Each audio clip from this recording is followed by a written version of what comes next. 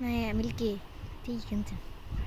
అంటే మీకు కొద్దిగా ఎక్కువ ఉంది బీపీలో.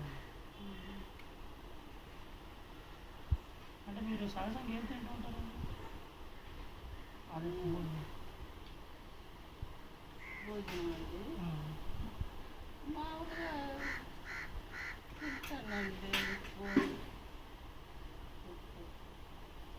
అంటే ఇంట్లో ఏది పెడితే ఇంకా అదే అంటారు.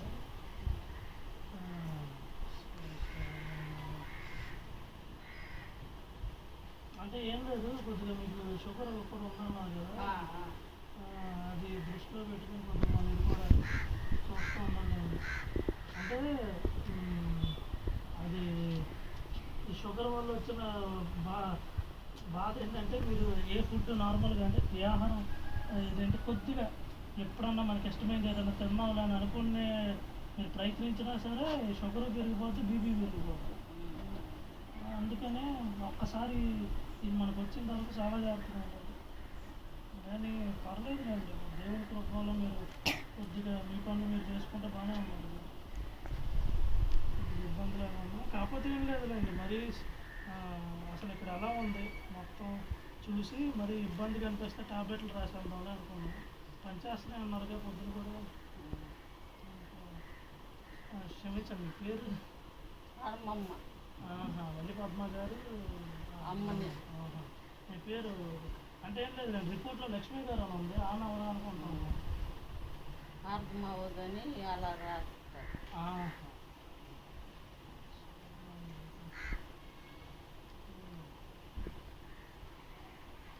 నేను ఇక్కడికి వస్తూనే ఉంటానులేండి, ఒకవేళ ఏదైనా ఇబ్బంది అనిపిస్తే మీరు రవి పాస్టర్ గారితో లేకపోతే మనోళ్ళతోనే చెప్పండి, వస్తాను. నేను వచ్చిందే ఇంక మనోళ్ళ కోసం కదా, ఈ చదువు చదివిందే మనోళ్ళ కోసం. ఇంకెక్కడే ఉండేది, దేవుడి సేవ కూడా ఇక్కడే కాబట్టి లేదు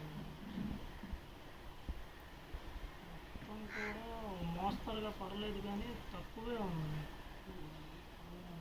షుగర్ వల్ల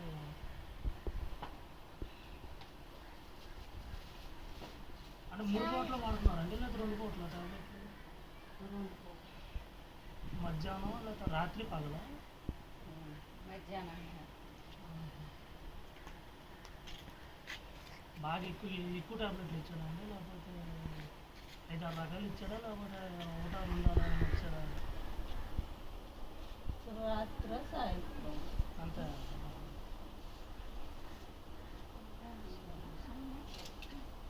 అదేనండి.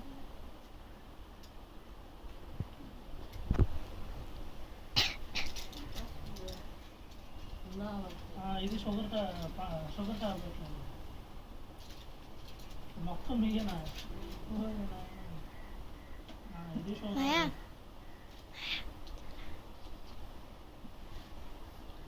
ఇది కడుపుకి సంబంధించింది, కడుపుకి గ్యాస్ ప్రాబ్లం ఉందా? అంటే అమ్మ